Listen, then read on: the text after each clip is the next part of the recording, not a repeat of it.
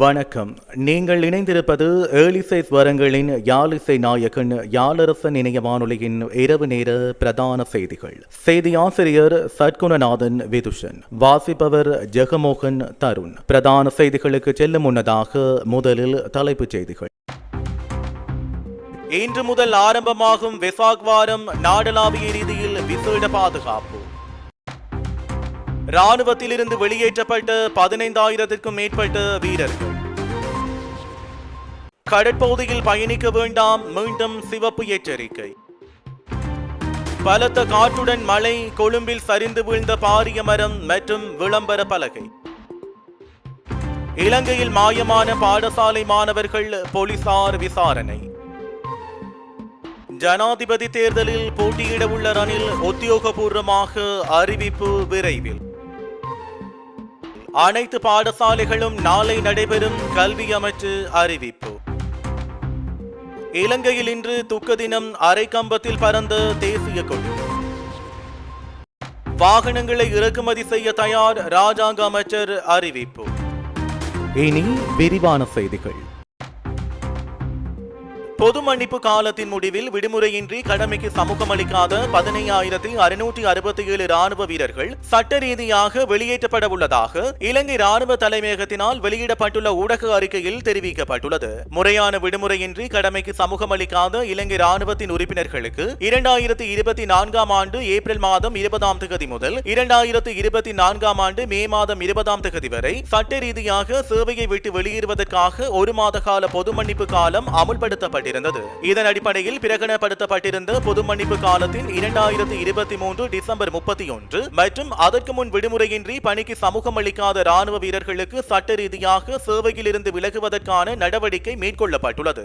இந்நிலையில் விடுமுறையின்றி கடமைக்கு சமூகம் அளிக்காத 15,667 ராணுவ வீரர்கள் சட்ட ரீதியாக வெளியேற்றப்பட உள்ளனர். மேலும் மேற்குறிப்பிட்ட காலப்பகுதியில் அனுமதியின்றி கடமைக்கு சமூகம் அளிக்காமல் தற்போது வெளிநாட்டில் இருக்கும் ராணுவத்தைச் சேர்ந்த 373 பேர் ராணுவத்தை விட்டு வெளியேறுவதற்கு தேவையான ஏற்பாடுகள் செய்யப்பட்டுள்ளதாக குறிப்பிடப்பட்டுள்ளது.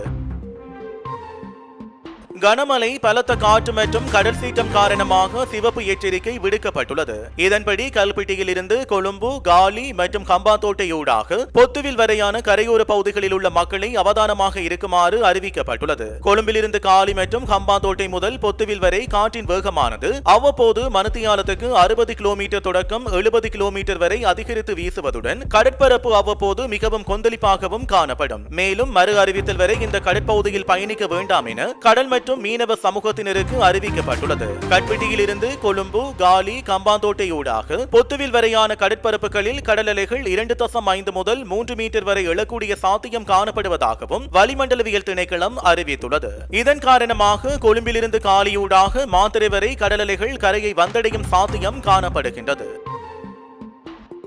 கொழும்பு பொருளை பகுதியில் உள்ள தேவி பாலிகா வித்தியாலயத்திற்கு அருகில் பாரிய மரம் ஒன்று இன்று காலை சரிந்து வீழ்ந்துள்ளது. இதையடுத்து குறித்த வீதியூடான போக்குவரத்துக்கு பாதிப்பு ஏற்பட்டுள்ளதோடு கடும் வாகன நெரிசல் ஏற்பட்டது. மரம் சரிந்து வீழ்ந்தமையினால் பல வாகனங்கள் சேதமடைந்துள்ளன.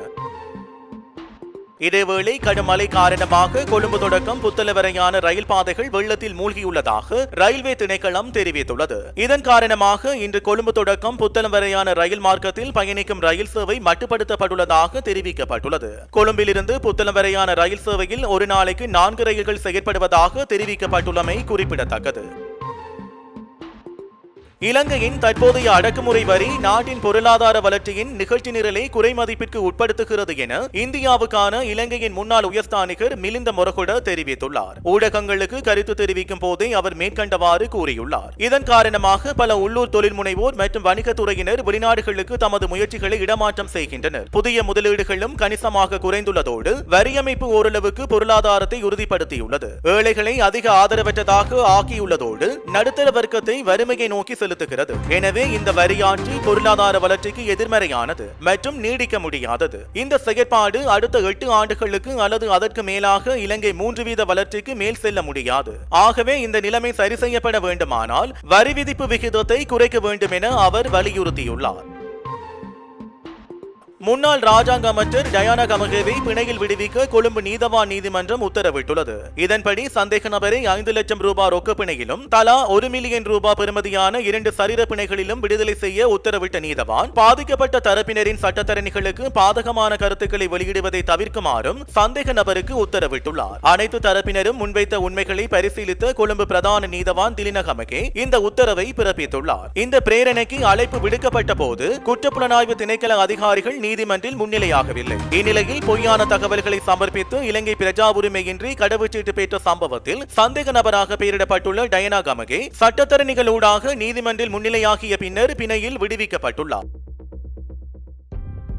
யாழ்ப்பாணம் பண்டத்தரிப்பு சாந்தை பகுதியிலிருந்து வற்றாப்பளை ஆலயத்திற்கு சென்று தரிசனம் செய்துவிட்டு வந்த பக்தர்களின் பேருந்தானது தடம் புரண்டு விபத்துக்குள்ளாகியுள்ளது. மேற்குறிப்பிட்ட பகுதியைச் சேர்ந்த பக்தர்கள் ஒன்று சேர்ந்து பேருந்து ஒன்றினை வாடகைக்கு அமர்த்தி வற்றாப்பளை கண்ணகியம்மன் ஆலயத்திற்கு சென்று தரிசனம் செய்துவிட்டு இன்று காலை யாழ்ப்பாணம் நோக்கி வந்து கொண்டிருந்தனர். இந்நிலையில் பூநகரி பாலம் தாண்டி வந்து கொண்டிருந்த போது பேருந்து தடம் புரண்டு விபத்துக்குள்ளானது. இந்த பேருந்தில் பயணித்த 6 பேர் படுகாயமடைந்துள்ளனர். அவர்கள் பூநகரி வைத்தியசாலைக்கு கொண்டு செல்லப்பட்டு பின்னர் அங்கிருந்து கிளிநொச்சி வைத்தியசாலைக்கு கொண்டு செல்லப்பட்டுள்ளனர். இந்த சம்பவம் குறித்து மேலதிக விசாரணைகளை பூநகரி போலீசார் மேற்கொண்டு வருகின்றனர். மதரசா ஒன்றில் கல்வி கற்கும் 15 வயது மாணவனை காணவில்லை என மொரவெவ போலீசில் முறைப்பாடு செய்யப்பட்டுள்ளது. திருகோணமலை மொரவெவ போலீஸ் பிரிவில் உள்ள ரொட்டவெவ பகுதியைச் சேர்ந்த 15 வயது மசூட் அஸ்மட் என்ற மாணவனே காணாமல் போயுள்ளதாக போலீசார் தெரிவித்தனர். குறித்த மாணவன் மதரசாவில் இருந்து கடந்த 10ஆம் தேதி ரொட்டவெவ கிராமத்துக்கு சென்ற நிலையில் கடந்த 16ஆம் தேதி காணாமல் போயுள்ளார். கடந்த 18ஆம் தேதி இது சம்பந்தமாக அந்த மாணவனின் தந்தை போலீசாரிடம் முறைப்பாடு செய்துள்ளதாகவும் தெரிய வருகிறது. சம்பவம் தொடர்பில் மொரவெவ போலீசார் மேலதிக நடவடிக்கைகளை முன்னெடுத்துள்ளனர். இதேவேளை புத்தளம் மதுரங்குழி பாடசாலையில் கல்வி கற்கும் மாணவன் ஒருவன் 3 நாட்களாக காணாமல் போயுள்ளதாக மதுரங்குழி போலீசார் தெரிவிக்கின்றனர். குறித்த பாடசாலையில் 7ஆம் தரத்தில் கல்வி கற்கும் 12 வயதுடைய மாணவனே இவ்வாறு காணாமல் போயுள்ளதாக போலீசார் தெரிவிக்கின்றனர். மாணவன் மதுரங்குழி பகுதியைச் சேர்ந்தவர் என்பதுடன் இவரது உறவினர்கள் இந்த விடயம் தொடர்பில் போலீசாரிடம் முறையிட்டுள்ளனர். இந்நிலையில் மாணவனின் தாயார் வெளிநாட்டில் வேலை செய்வதால் அவரது பாட்டி வீட்டில் தங்கியிருந்ததாக தெரிய வந்துள்ளது. காணாமல் போன மாணவன் தொடர்பிலான விசாரணைகளை மதுரங்குழி போலீசார் மேற்கொண்டு வருகின்றனர். எதிர்வரும் அக்டோபர் மாதம் நடைபெறவுள்ள ஜனாதிபதி தேர்தலில் ரணில் விக்ரமசிங்க எந்த கட்சியில் போட்டியிடுவார் என்பதை ஜூன் மாதம் உத்தியோகபூர்வமாக அறிவிப்பார் என அமைச்சர் மனுஷ நாணயக்கார தெரிவித்துள்ளார். ஐக்கிய தேசிய கட்சியின் தலைமையகத்தில் இன்று நடைபெற்ற ஊடகவியலாளர் சந்திப்பில் அவர் இதனை தெரிவித்துள்ளார். முதலில் ஜனாதிபதி தேர்தல் நடத்தப்படும் எனவும் அதற்காக ஐக்கிய தேசிய கட்சி அல்லது வேறு எந்த கட்சியும் ஏற்றுக்கொள்ளக்கூடிய தேசிய வேட்பாளராக ரணில் விக்ரமசிங்க தன்னை முன்னிறுத்துவார் எனவும் அவர் கூறியுள்ளார். மேலும் சஜித் பிரேமதாச தனது கட்சி உறுப்பினர்களை தக்க வைத்துக் கொள்ளும் போராட்டத்தில் ஈடுபட்டுள்ளார் எனவும் அவர் சுட்டிக்காட்டியுள்ளார். நாடளாவிய ரீதியில் உள்ள அனைத்து பாடசாலைகளும் நாளை மூடப்படும் என சமூக வலைதளங்களில் பரவி வரும் அறிவிப்பு பொய்யானது என கல்வி அமைச்சு தெரிவித்துள்ளது. எனவே நாடளாவிய ரீதியில் உள்ள அனைத்து பாடசாலைகளும் நாளைய தினம் நடைபெறும் என கல்வி அமைச்சு அறிவித்துள்ளது. அத்துடன் நிலைமைகளுக்கு அமைய தீர்மானங்களை எடுக்கும் அதிகாரம் மாகாண கல்வி செயலாளர்கள் மற்றும் மாகாண கல்வி பணிப்பாளர்களுக்கே உள்ளதாக கல்வி அமைச்சு விடுத்துள்ள அறிவிப்பில் மேலும் தெரிவிக்கப்பட்டுள்ளது.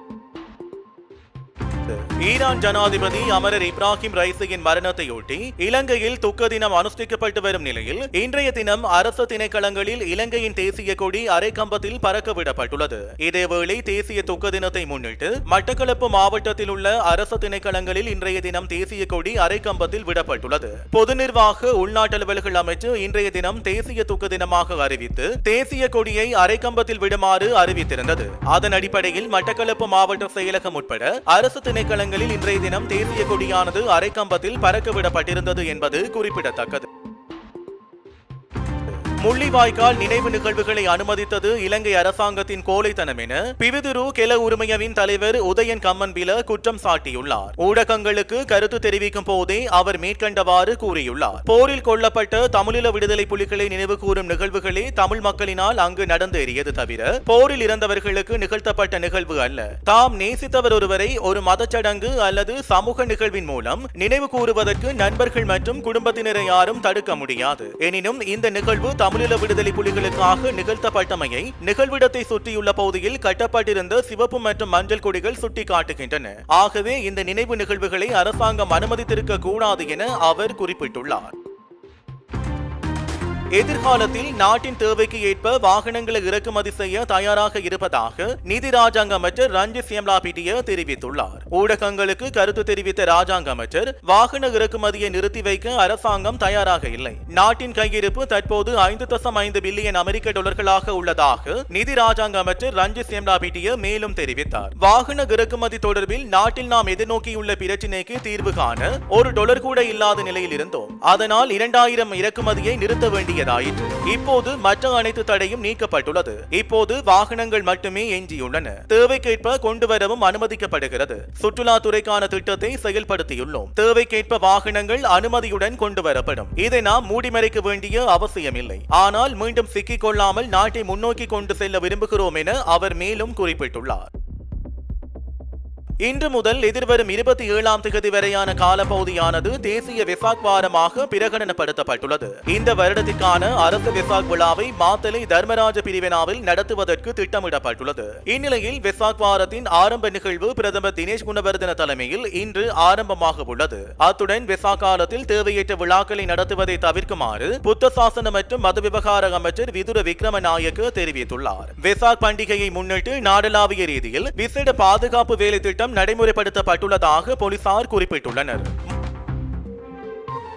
முன்னாள் போராளிகள் புனர்வாழ்வு அளிக்கப்பட்டதன் பின்னரும் சிறையில் அடைக்கப்படுகிறார்கள் என முன்னாள் போராளி வைத்திலிங்கம் பாலசுரேஷ் தெரிவித்துள்ளார். முன்னாள் போராளி அரவிந்தன் எந்தவித வழக்கு பதிவுகளுமின்றி சிறையில் அடைக்கப்பட்டுள்ளமை தொடர்பாக புதுக்குடியிருப்பில் இன்றைய தினம் ஊடகங்களுக்கு கருத்து தெரிவிக்கும் போதே இவ்வாறு தெரிவித்தார். மேலும் அவர் தெரிவிக்கையில், ஸ்ரீலங்கா சுதந்திர கட்சியின் தலைமையில் உருவாக்கப்படும் புதிய கூட்டணியின் முதலாவது பேரணி மற்றும் பொதுக்கூட்டமானது எதிர்வரும் ஜூன் மாதம் 8ஆம் தேதி ஹம்பாந்தோட்டை மாவட்டத்தினை அடிப்படையாக கொண்டு அம்பலந்தோட்டை சந்தையில் நடத்த தீர்மானிக்கப்பட்டுள்ளது. விவசாயம் மற்றும் பெருந்தோட்ட கைத்தொழில் அமைச்சரும் ஸ்ரீலங்கா சுதந்திர கட்சியின் சிரேஷ்ட உபதலைவருமான மஹிந்த அமரவீரவின் தலைமையில் இந்த முதலாவது மக்கள் பேரணி ஏற்பாடு செய்யப்பட்டுள்ளது. ஸ்ரீலங்கா சுதந்திர கட்சியின் தலைமையில் உருவாக்கப்படவுள்ள புதிய கூட்டணியின் முதலாவது பேரணியை பெருந்தொகையான மக்கள் பங்களிப்புடன் முன்னணி அரசியல் கட்சிகளை பிரதிநிதித்துவப்படுத்தும் பாராளுமன்ற உறுப்பினர்கள் பலரும் கலந்து கொள்ள ஏற்பாடு செய்யப்பட்டுள்ளதாக விவசாயம் மற்றும் பெருந்தோட்ட கைத்தொழில் அமைச்சர் மஹிந்த அமரவீர மேலும் தெரிவித்துள்ளார்.